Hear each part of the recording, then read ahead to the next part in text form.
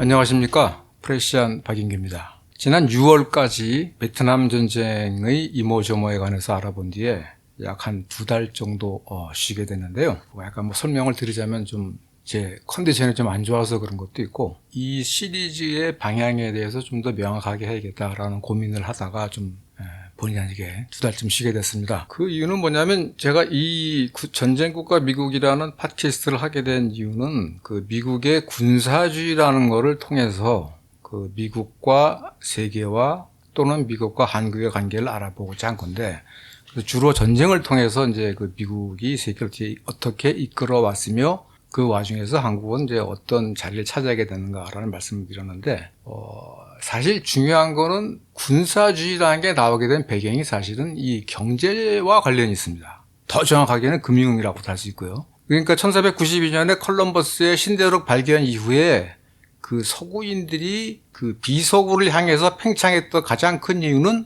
경제적 지배를 위한 것이었어요. 그 경제적 지배를 위해서 군사력을 사용한 것이고, 미국 같은 경우도 1898년에 스페인 전쟁 이후에 세계 경제를 지배하는 과정에서 군사력이 굉장히 중요한 수단이었습니다. 그래서 실제로 2차 대전과 한국 전쟁을 거치면서 미국의 전 세계, 정확하게는 이제 소련 및 동공을 뺀 자본주의 세계에 대한 군사 패권이 완성이 됐고, 베트남 전쟁을 통해서 그 군사 패권이 일시적으로 패배합니다. 그래서 그 다음에 이제 제가 하고 싶었던 거는 이제 그러면 베트남 전쟁 이후에 미국 패권은 어떻게 달라졌으며 세계는 어떻게 달라졌는가를 얘기해야 되는데, 그 당시에 가장 중요한 변화는 여러 가지가 있겠습니다만 사실은 2차 대전 이후에 미국이 세계 경제를 경영했던 가장 중요한 어떤 시스템, 이른바 브레튼 우드 시스템이라는 게 무너졌다는 거였어요. 그 무너진 이유는 사실은 미국이 한국전쟁과 베트남 전쟁에서 엄청난 군사비를 쓰느라 더 이상 브레튼 우드 체제에서 약속했던 금융통화체제, 고정환율제와 금융에 대한 통제를 지키지 못하게 된 것이죠. 그래서 베트남 전쟁 패배로 미국의 군사 패권이 일시적으로 흔들렸고, 브레튼 우드 체제가 무너졌기 때문에 미국의 패권이 흔들렸다라는 게 일반적인 관측이었습니다만, 사실은 그 브레튼 우드 체제가 파탄이 나면서 오히려 미국은 달러 본위제라는 새로운 국제 통화 체제에서 달러 패권을 더욱 강화하게 됩니다. 말하자면 베트남 전쟁은 미국이 군사 일방주의에서 금융 일방주의로 나가게 되는 중요한 계기였다는 거죠. 그리고 그 달러 본위제라는 것으로 넘어가면서 특히 80년대가 되면 미국 경제의 금융화, 또 신자유주의, 그리고 냉전 종식 이후에는 세계화라는 것을 통해서 바로 그 미국의 금융 패권을 앞세워서 세계 경제를 지배해 온 겁니다.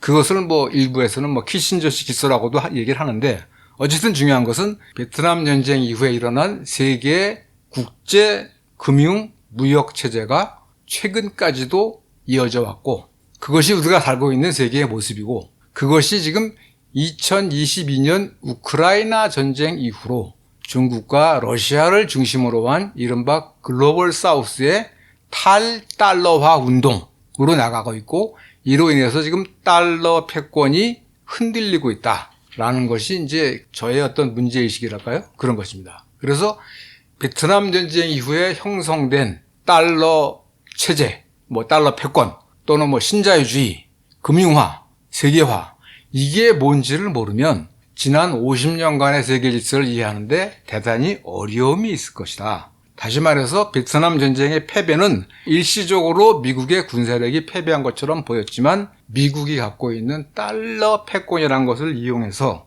군사 패권에서 금융 패권으로, 또는 글로벌 뉴딜 정책에서 신자유주의로, 금융화로 가면서 미국이 다른 나라의 돈을 빌려와서 세계를 금융적으로 지배해온 체제가 50년 동안 지속되어 왔다라는 것이, 요것을 제대로 이해하는 게 제일 중요하다. 그래서 2차 대전 이후 또는 1차 대전 이후 미국의 경제 정책, 대외 경제 정책이 어떻게 변화하는가, 이것을 이해하는 것이 대단히 중요하다고 생각합니다.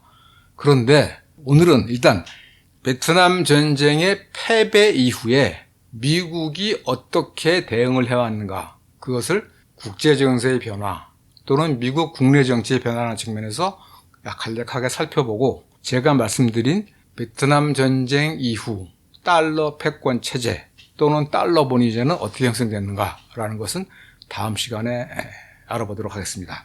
어쨌든 중요한 것은 보통은 2차 대전 후의 역사에서 가장 중요한 이 전환점을 1989년 냉전의 종식과 91년 소련의 해체를 보는 시각들이 많은데 경제 사회 관점에서 보면 이 베트남 전쟁 패배, 베트남 전쟁이 굉장히 중요합니다.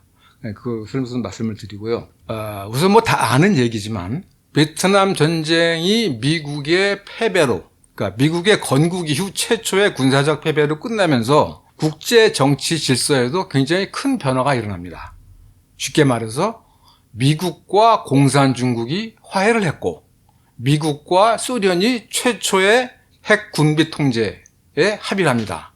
물론 1963년도에 있었던 케네디 대통령과 크루쇼프의 부분적 핵실험 금지 조약도 있었지만 좀 더 포괄적인 조약은 이제 72년도에 맺어지는데 이것이 의미가 있는 것은 당시 미국 대통령 닉슨이 직접 공산 제국인 중국과 소련을 방문해서 이러한 화해를 이뤄냈다는 거예요.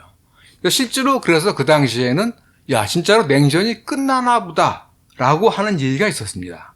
그러니까 72년 2월 달에는 닉슨 대통령이 베이징을 방문해서 마오쩌둥과 정상회담을 하고 1950년 한국전쟁 때 전쟁 상대국이었던 그리고 국가로 인정하지 않았던 공산중국을 국가로 인정을 하면서 마오쩌둥 정권의 공산중국이 유엔 안보리 상임이사국으로 복귀를 하게 되죠.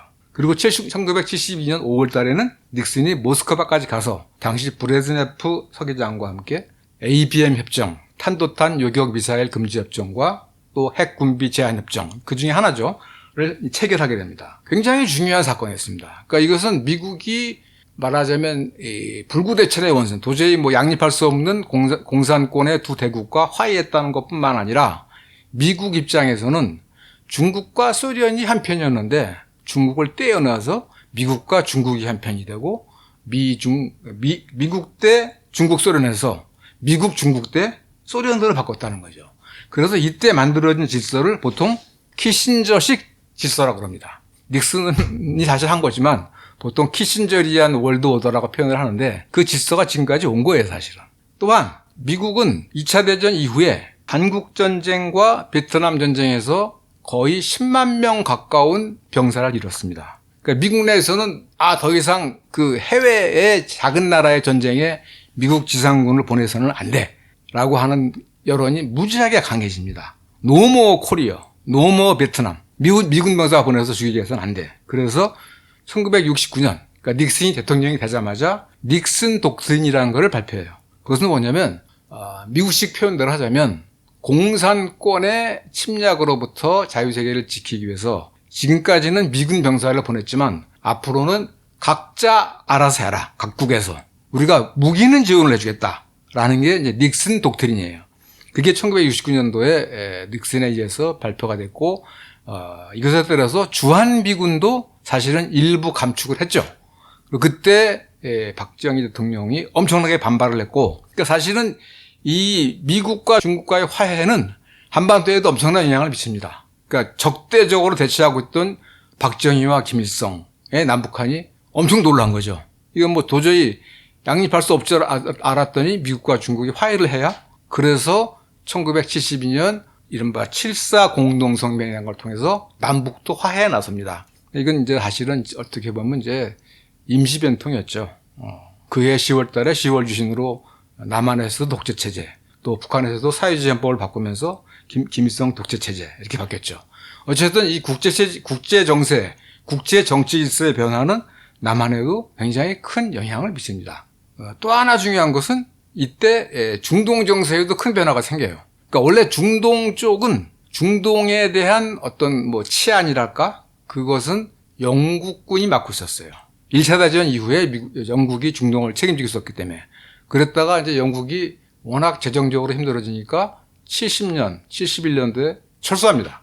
그러면 이 세계에서 가장 석유 매장량이 많은 중동 지역을 누군가가 관리를 해야 되는데 이제 미국으로서는 베트남 전쟁에서 하도 되어가지고 거기까지 미군을 보낼 수는 없어요. 그러니까 닉슨이 1972년 5월 달에 소련을 갔다 오는 길에 이란을 들읍니다. 이란. 그러니까 미국이 1954년 그 쿠데타로 모사데크 정권을 무너뜨린 이란에 들러서 당시 팔레비 국왕하고 회담을 하면서 중동 지역에서 이란을 미국의 군사적 대리인으로 만듭니다. 쉽게 말하면 중동 지역에서 반미 움직임이 나면 이란이 나서서 좀 그걸 지켜달라. 말하자면 군사적 대리인이 돼달라고 하면서 미국이 첨단 무기를 외국에 파는데 최첨단 무기는 잘 안 팔아요.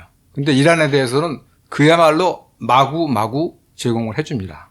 그랬다가 이제 1979년 1월 달에 이슬람 혁명이 나면서 팔레비 국왕이 쫓겨나고 그다음에 그 미 대사관 인지 사태가 나면서 미국과 이란은 철천지 원수가 되죠. 그때부터 중동이 엄청난 혼란의 근원이 됩니다. 2022년 아프간 철수 때까지 한 40년 동안 계속 중동이 세계적인 분쟁 지역의 핵심이 되죠. 어쨌든 이 1년에 그러니까 미중 화해, 미소 데땅트, 그리고 뭐 닉슨 독트린, 그리고 이란, 그러니까 이란은 뭐 나중에 할 얘기지만 어쨌든 가장 큰 것은 미중 화해와 미소 데땅트죠. 최초의 군부 통제. 이것이 굉장히 중요한 사건인데 그래서 실제로 그 당시에는 드디어 냉전이 끝났다라는 식의 관측이 많았습니다. 그런데 이것이 불과 한 3, 4년 만에 뒤집어지게 됩니다.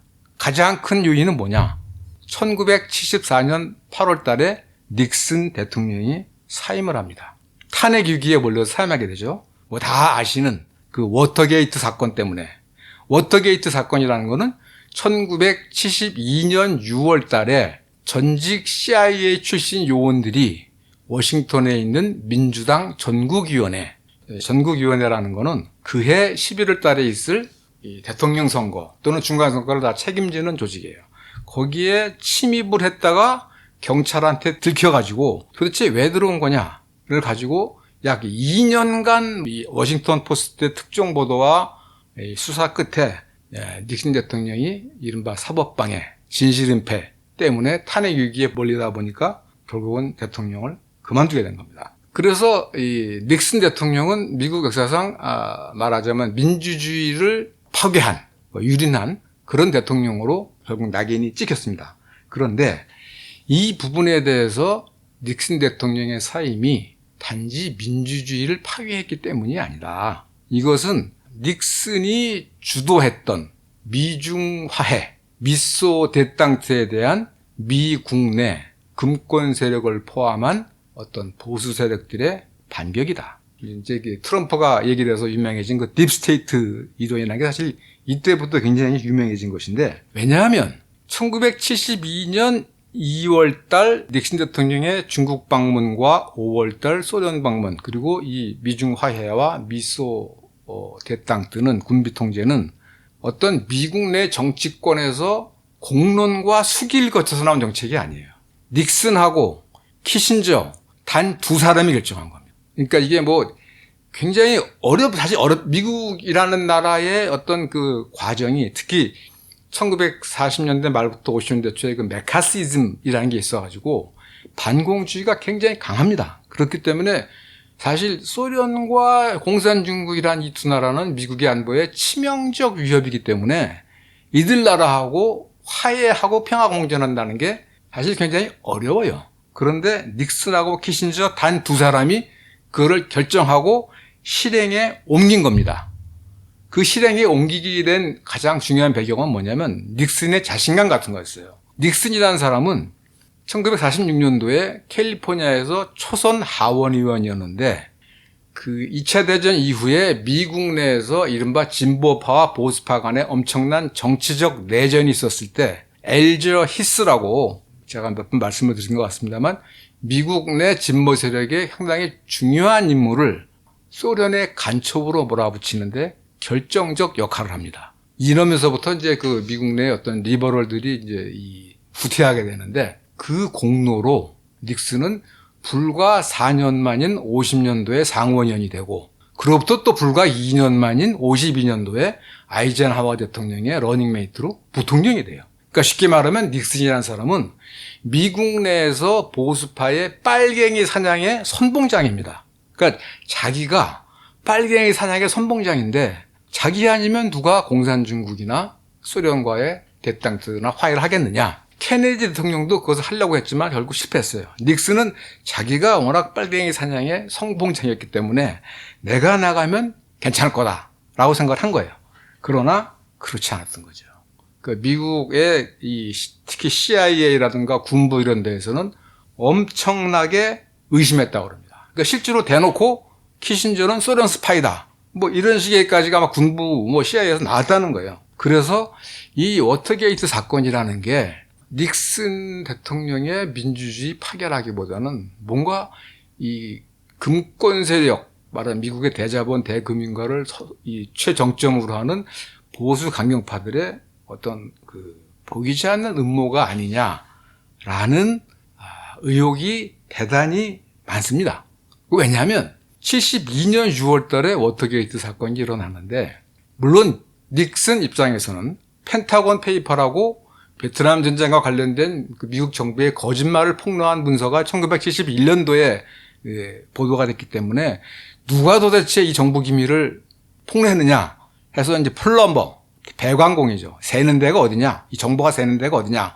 해서 당시에 그 펜타곤 페이퍼를 폭로했던 엘스버그를 사찰하기도 하고 그랬는데 그러나 중요한 것은 1972년도에 이 닉슨이 행한 미중 화해, 미소 대땅트는 사실은 이 전 세계 평화에 엄청난 기여를 한 거죠. 그렇기 때문에 만약에 대통령의 이 입장에서 1972년도에 제일 중요한 건 자기의 재선이에요.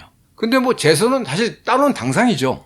실제로 72년 11월 대선에서 닉슨 대통령은 그야말로 압도적인 차이로 재선에 성공합니다. 조지 맥거번이라고 민주당 후보는 해외에 있는 미군이여 미국으로 돌아와라. 미군의 해외 군사 개입을 막자라고 했는데 조지 맥거번은 그 매사추세츠주하고 워싱턴 DC 두 군데에서만 이겼어요. 그러니까 535명 중에 500명까지 정도인가를 닉슨이 선거인단에 갖게 됩니다. 그러니까 완벽하게 이겼어요. 그러니까 닉슨 입장에서는 이렇게 무리해서 할 필요가 없었다는 거죠. 그리고 더 중요한 것은 뭐냐면 지난번에도 그 케네디 대통령의 암살과 관련해서 트루만 전 대통령이라든가 이런 분들의 어떤 의심들을 얘기를 했지만은 케네디 대통령은 베트남 전쟁에 본격 개입을 하려다가 결국은 이제 손을 떼려다가 그러니까 베트남 전쟁이 본격화되는 시점에 암살을 당했고 닉슨 대통령은 베트남 전쟁을 마무리하는 과정에서 중국 및 소련과의 화해 또는 평화 공존을 추구하다가 중도에 사임이 됐고 이것에 대해서 많은 사람들이 이것은 자연스럽지 않다. 뭔가 CIA를 비롯한 미국의 근권 세력들이 뭔가 음모를 한 것이 아니냐.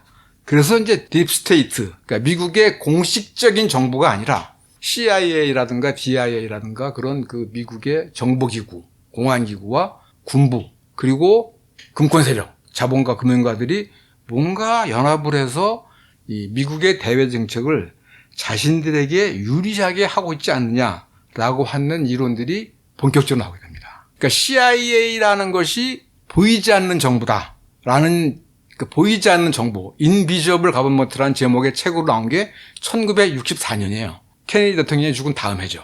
물론 거기에서는 이제 보이지 않는 정보라고 하면서 공산권의 위협으로부터 미국을 지키기 위해서는 불가피하다라고 했지만 이게 닉슨까지 사임이 되고 거기다가 닉슨 사임과 함께 베트남 반전 세력에 대한 CIA 및 FBI의 사찰, 특히 CIA는 미국 시민을 사찰하면 안 돼요. CIA는 대외 정부만 원래 하는 거기 때문에 그런 것들이 나오면서 74년도에 미국 의회에서 CIA의 행동에 대한 대대적인 청문회가 상원 하원에서 다 열립니다. 그러면서 미국의 정치 권력에 대한 이 국민들의 불신이 극에 달하게 됩니다. 미국이 민주주의라고 했는데 이거 아닌 것 같다. 뭔가 금권 엘리트들 또는 안보 엘리트들이 움직이는 거 아니냐라는 식의 그 논란들이 이제 굉장히 많습니다. 어쨌든 중요한 것은 케네디하고 닉슨 이 두 사람은 사실 좀 굉장히 차이가 큽니다. 뭐 케네디는 뭐 부잣집 아들이기도 하고 닉슨은 뭐 서부에 굉장히 못 사는 집 사람이고 별로 인기도 없었고 케네디는 엄청나게 사랑을 받았지만 중요한 것은 이 두 사람은 적어도 미국적 민주주의 이상에 가까이 가려 해왔고 그다음에 대통령으로서 자신의 임무를 지키려 했다라고 볼 수가 있습니다. 그러니까 그 미국의 역대 대통령을 보면서 이제 그 미국의 정치학자들이 뭐 가장 위대한 대통령 이렇게 꼽는데 보통 이제 조지 워싱턴 미국을 건국했죠. 그다음에 에이브라함 링컨 미국의 분열을 막았죠. 그다음에 프랭클린 루즈벨트 미국 자본주의의 가장 큰 위기인 이 대공황을 극복했죠. 이 세 사람을 꼽습니다. 그리고 사실 트루만이나 아이젠하워 또는 뭐 레이건 대통령 같은 사람들은 독자적으로 자기만의 정치 철학을 가지고 말했다기보다는 약간은 그런 제도권 세력의 좀 움직인 측면이 있어요. 뭐 자세하게 설명하기 어렵겠습니다만 어쨌든 중요한 것은 이 케네디 대통령의 암살 그리고 닉슨 대통령의 중도 퇴진 그리고 그것이 둘 다 베트남 전쟁의 시작기와 마지막 정리기에 일어났다는 것. 이것에 대해서 많은 사람들이 이게 굉장히 중요한 사건이다. 미국 정치에서 정치가 금권의 영향력으로부터 벗어날 수도 있었던 그런 기회가 사라진 아주 중대한 사건이다. 여기에다가 이제 9.11 테러까지 포함해서 이것들이 미국의 정치에 보이지 않게 굉장히 큰 영향을 미쳤다라는 얘기입니다. 그게 왜 중요하냐면 닉슨 대통령이 살아서 퇴진하지 않고 자기 계획을 쭉 밀어갔다면 실제로 닉슨 대통령은 우드로 윌슨 대통령 이후에 처음으로 세계 평화를 자신의 임무로 내세웠어요. 그리고 정치가의 개인적 야망과 또 세계적 어떤 욕구를 이렇게 합치시키려던 거예요. 본인으로서는 미중화해, 미소 대탕트 이거를 하려 했겠죠. 만약에 대통령으로서 권력을 계속 가졌다면. 그러나 이미 73년부터 뭐 이미 그 워터게이트에 말려가지고 제대로 정치를 할 수가 없었고 결국 74년도에 8월 달에 중도 퇴진을 했고 그러다 보니까 미소 핵군비 제한 조약, 솔트라고 하는 것 이게 72년도에 1차가 됐지만 2차는 결국 76년도에 파탄이 됩니다. 그래서 결국 제대로 된 핵군비 제한, 군비 경쟁이 왜 중요하냐면 그건 뭐 아이젠하워의 군산 복합체 연설에서도 드러났지만 일반 국민들의 복지 향상에 쓰일 돈이 결국은 사람을 죽이고 이 재산을 파괴하는 핵군비 경쟁에 들어가는 거예요. 그거를 만들려고 특히 소련 입장에서는 미국에 비해서 엄청나게 군비가 가기 때문에 정말 원했던 겁니다. 그런데 그게 이미 76년부터 파탄이 되기 시작합니다. 그 당시에 이제 사실은 이제 그 당시는 베트남 전쟁이 끝나는 그 즈음은 베트남 전쟁이 계속돼야 하느냐 말아야 되느냐 누구 때문에 이게 졌느냐 이런 것 때문에 앞으로 어디로 나갈 것이냐 때문에 미국 내가 일종의 그 정치적 내전 상태에 들어가요. 그런 과정에서 강경파들의 집요한 반대 때문에 미소 군비 제한 또는 축소 이 움직임은 70년대 후반에 이미 끝이 났고 중국과의 수교도 72년도에 닉슨 대통령이 갔지만 실제 수교는 1978년도 말에 간신히 이루어집니다. 그것도 그 대만 문제를 미해결로 남겨놓습니다. 대만 독립법이라는 걸 그 당시에 미국에서 만들어요. 중국이 무력으로 대만을 병합하면 미국은 대만에 군사해전을 할 수 있다라는 것을 조건으로 내세워서 수교를 한 겁니다. 그러니까 지금까지도 대만 문제가 되는 것이 그겁니다. 아주 웃기는 거죠. 공산중국을 중국의 합법적, 유일한 합법적 정부라고 인정을 했으면 대만은 중국의 일부이기 때문에 뭐 무력을 쓰면 사실은 바람직하지 않겠지만 주권의 문제에서는 중국이 대만을 합병할 수 있는 겁니다. 그러나 그 중국 수교 당시에 대만 독립법이라는 걸 만들어서 장래에 말하자면 분쟁의 거리를 남겨놓은 것이죠. 이게 다 왜 생겼느냐? 바로 닉슨의 사임 때문에 생긴 거예요. 쉽게 말하면 국제정치적으로 닉슨이 미중 화해와 미소 대탕트, 군비 통제 또는 군비 축소를 추진했으나 분명히는 밝혀지지 않았지만 많은 사람들이 의심하는 국내 군사 세력 또는 보수 강경파의 반대 또는 음모에 의해서 닉슨 대통령이 사임을 했고 그러면서 어떤 진정한 이 미소 또는 미국과 공산세계와 자유세계 간의 화해는 다시 또 물건 나가게 됐다라는 것이고 이게 이제 베트남 전쟁이 몰고 온 또 하나의 결과이고, 또 하나는 뭐냐면 베트남 전쟁이 올바른 전쟁이냐 잘못된 전쟁이냐를 둘러싸고 미국 내의 기층에서도 엄청난 논쟁과 대결이 있습니다. 아까 제가 말씀드린 것처럼 베트남 전쟁의 진행 상황, 또 그 후과, 그 대책을 놓고 미국이 일종의 정치적, 이념적 내전 상태로 들어가요. 그러면서 중요한 게 뭐냐면 사실 미국의 역사에서 진보 평화 세력이 가장 크게 약진했던 시기가 예를 들면 뭐 1890년대 말에서 1900년대 초까지의 어떤 그 진보주의 또는 포퓰리스트 운동, 그리고 1930년대 유질 때 어떤 진보주의 운동이 있었고, 최근에는 1950년대 후반 메카시즘 이후에 민권 운동과 반전 평화 운동이었어요. 가장 미국이 미국의 기층 민중들이 가장 진보적이었을 때가 50년대 후반부터 70년대까지입니다. 그러면서 이 반전 평화 운동에 대한 미국 내 어떤 지배 일대 사이에 상당한 우려와 대응이 시작되는 거예요. 쉽게 말하면 베트남 전쟁이 끝나면서 지금 우리가 말하는 네오콘, 신보수주의자, 그리고 기독교 복음주의 같은 보수 세력들이 일어나게 됩니다. 쉽게 말하면 베트남 전쟁의 패배에 대해서 미국의 보수 세력은 위기감을 느낀 거예요. 미국의 보수 세력은 미국이 민주주의의 모범국가고 미국은 세계의 민주주의를 전파하려 한다라고 하지만 실제로 미국의 보수 세력의 핵심 목표는 뭐냐면 전 세계를 미국의 경제적 지배 안에 가두는 겁니다. 그런데 베트남 전쟁이 패배하면서 미국의 군사력이 세계를 미국의 경제적 지배 아래 놓을 수 없다는 게 드러나면서부터 야, 이대로는 안 되겠다라고 해서 새로운 대응이 나온 겁니다. 이러한 그 미국 내 지배 엘리트의 생각을 가장 크게 보여주는 게 그 세무얼 헌팅턴이라는 유명한 보수적 정치학자가 있죠. 이 사람이 그 1973년도에, 그러니까 베트남 전쟁이 끝나갈 무렵이죠. 그때 민주주의의 위기라는 어떤 글을 씁니다. 이거는 이제 그 삼자위원회라고 그래서 미국 내 금권 세력들이 야, 미국 혼자 세계를 경영하려니까 힘들어. 그러니까 미국하고 서유럽하고 그다음에 일본, 이 3개 자본주의 중심이 협력을 해서 세계를 이끌어가 보자.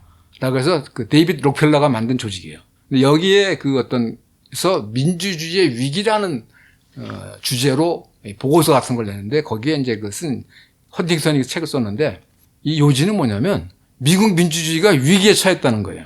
왜 위기에 처했느냐? 쉽게 말하면 대중들의 반란입니다. 아래 것들이 일어난다. 그러니까 우리가 보기에 미국이 잘못된 전쟁, 베트남 인민들의 자주독립 전쟁을 무력으로 막으려는 건 잘못된 것이기 때문에 미국의 대학생들 젊은 사람들이 징집 거부하고 반전 데모를 한 건데 이 아랫 것들은 위에 이 미국 사회 상층부 하는 것을 그냥 따라야지 어디다 대고 아랫 것들이 반란을 일으키는가. 이것이 민주주의의 위기다. 그러니까 대중들의 적극적 참여가 민주주의의 위기라는 얘기예요. 이러면서부터 보수 세력이 총반격을 합니다. 돈 많은 사람들이 엄청나게 돈을 내면서 싱크탱크를 만들어요. 그러니까 그 보수 세력 이렇게 해서 만들어진 첫 번째 싱크탱크가 헤리티지라는 거예요. 1972년도에 생깁니다. 그다음에 무슨 미국 기업연구소 등등 해가지고 많은 싱크탱크들이 생기는데 뭐냐면 야, 우리 보수의 명분을 좀 더 설득력 있게 퍼뜨리자. 그런 운동들이 시작을 된 겁니다. 그러면서 미국의 기층을 보수로 몰고 가기 시작한 거예요. 그러니까 보수 금권 세력들이 이거 대중들을 가만히 놔두면 우리가 세계를 상대로 경제적 지배하는데 이 미국 내에서 제동이 걸리니까 이걸 막아야 되겠다라는 것이고, 네오콘도 이때 등장합니다. 네오콘이라는 사람들은 사실은 주로 동유럽에서 망명한 유대인 전 공산주의자들이에요. 트로츠키주의를 추종했던 사람들이에요. 근데 이 사람들은 아주 이 베트남 전쟁을 거치면서 아주 비타협적인 공산주의의 비타협적인 대결을 강조하는 사람으로 바뀝니다. 이 사람들이, 이 네오콘들이 실제로 이제 활약한 거는 레이건 정부 이후지만 그 최초의 시작은 1975년 11월 달 할로윈 매스커라고 그래가지고 그 당시 닉슨 대통령에 이어서 대통령을 했던 포드 대통령 시절에 체니하고 럼스펠드가 그 당시까지 말하자면 이 외교 정책을 주도했던 키신저를 사실상 몰아냅니다. 키신저가 당시에 국무장관 겸 국가안보보좌관이었는데 국가안보보좌관에서 몰아냅니다. 국무장관보다 국가안보보좌관이 더 중요합니다. 왜냐하면 뭐 국방부라든가 CIA라든가 전 안보기구를 통괄하면서 대전체에 세우기 때문에 굉장히 중요한데 쫓아냅니다. 그리고 그때 원래 부통령이 네일슨 록펠러라고 록펠러 집안의 정치인인데 말하자면 공화당 내 온건파예요. 근데 이 사람도 너하고는 러닝메이트 안 하겠어 하면서 이때 체니하고 럼스펠드가 권력의 핵심부로 들어가고 이 사람들이 닉슨 행정부가 되면 여기에 월퍼비츠까지 껴 들어가면서 이 사람들이 네오콘들 공산주의와의 비타협적인 대결, 공산주의하고는 타협도 대화도 없다. 오로지 박멸만 했을 뿐이다. 라는 네오콘이라는 게 만들어집니다. 그리고 또 하나 중요한 거는 기층 차원에서 1960년대에 반전 평화 세력들이 중요하게 행한 행동들이 어떤 거냐면 이른바 카운터 컬처, 반문화 운동이라고 그래가지고 마약, 뭐 동성애, 뭐 프리섹스, 임신 중절 이래가지고 기존의 전통적 문화적 가치에 반대하고 저항하는 운동을 벌였어요. 이런 것들이 미국의 기독교 우파 세력들에게 엄청난 반감을 일으킵니다. 이건 도덕적 타락 아니냐라는 거죠. 그래서 1970년대 후반부터 이른바 복음주의 세력이라고 그래서 기독교 우파들이 정치적으로 조직을 해나가기 시작합니다. 대표적으로 뭐 모럴 머저리티, 그러니까 도덕적 다수. 지금 뭐 베트남 전쟁 반대하는 젊은 것들이 떠들고 있는데 이것들은 소수고 우리가 진짜 도덕적 다수야. 그래서 이런 기독교 우파들의 조직화가 진행됩니다. 여기에 물론 금권 세력들이 도움을 많이 되죠. 이 기독교 우파 세력들이 정치화되면서 1994년도 클린턴 행정부 때 첫 번째 중간선거에서 공화당이 압승하게 된 바탕이 됩니다. 그러니까 기독교 우파가 정치 세력화된 거죠. 그러니까 이런 여러 가지를 통해서 그 최종적인 결과는 뭐냐면 포드 대통령을 누르고 카터라는 사람이 뭐 도덕 또는 인권 얘기를 내세우고 대통령이 됐지만 결국은 단임으로 끝나고 1980년도에 레이건이라는 사람이 대통령이 됩니다. 레이건이라는 사람은 사실은 굉장히 보수적인 사람이에요. 뭐 그 당시에 그 자신만의 어떤 도덕 정치 철학이 있기보다는 인류도 아니고 이제 이류 영화배우 출신인데 노조위원장을 했죠. 배우 노조위원장을 했고 공산당 때려잡는 데도 앞장섰고 그리고 이제 이 1964년도에 존슨 대통령과 맞붙었던 베리 골드워터라는 사람이 너무 보수주의자라고 그래서 이 말하자면 기피당했는데 70년대 말이 되면 분위기가 바뀝니다. 뭐 사실은 이제 정치뿐만이 아니라 경제도 어려워지고 하다 보니까 어쨌든 레이건이 대통령에 당선되면서 미국의 정치 지형이 그동안의 어떤 진보 지향에서 보수 지향으로 바뀌게 됩니다. 그리고 이때부터 미국 경제의 금융화 그리고 신자유주의라는 게 생겨납니다. 왜 신자유주의인가? 나중에 설명을 또 하겠습니다만 간단하게 설명을 드리면 1931년도에 생긴 또는 29년도에 생긴 대공황이 자유주의 경제학의 파탄이었다. 그래서 그 전까지는 정부는 경제 운영에 개입하지 말아라 하는 게 이 말하자면 선진국에서의 일반적인 철학이었는데 자유주의죠. 자유 방임이라고도 하고. 근데 대공황을 만나서부터는 케인즈 이론이 나왔고 케인즈 이론의 핵심이 뭐냐면 정부가 개입을 해서 재정을 풀어가지고 유효 수요를 만들어내야 된다. 그래서 이른바 혼합경제라는 게 생겨납니다. 그러니까 민간 기업의 활력과 정부의 규제 또는 조정이 합쳐져야 자본주의 경제가 돌아간다는 거는데 그것이 1933년도부터 70년대까지 미국 경제의 주요한 말하자면 패러다임이었어요. 경제 운영에. 혼합경제였죠. 정부의 규제가 들어가야 되고. 그런데 아니야. 정부는 역시 부담이 될 뿐이야. 그냥 민간한테 맡겨. 다시 자유주의로 돌아가야 돼. 그래서 신자유주의입니다.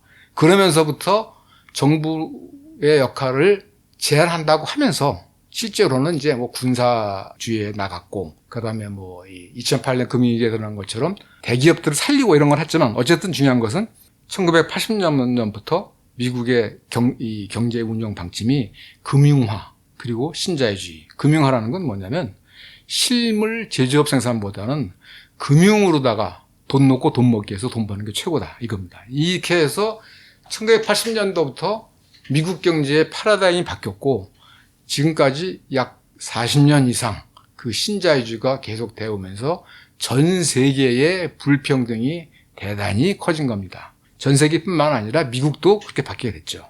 이처럼 지금까지는 이제 국제 정세의 변화와 미국 국내 정치 세력의 어떤 그 대결의 변화를 말씀드렸는데 결국은 중요한 것은 세계를 이끄는 미국의 경제 패러다임이 어떻게 바뀌었느냐.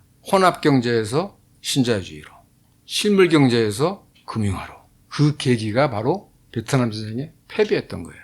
그리고 정확하게 얘기하면 브레튼 우드 체제가 무너지면서 미국이 세계 금융 체제의 운영에서 일방적 독점권을 가지면서 벌어진 겁니다.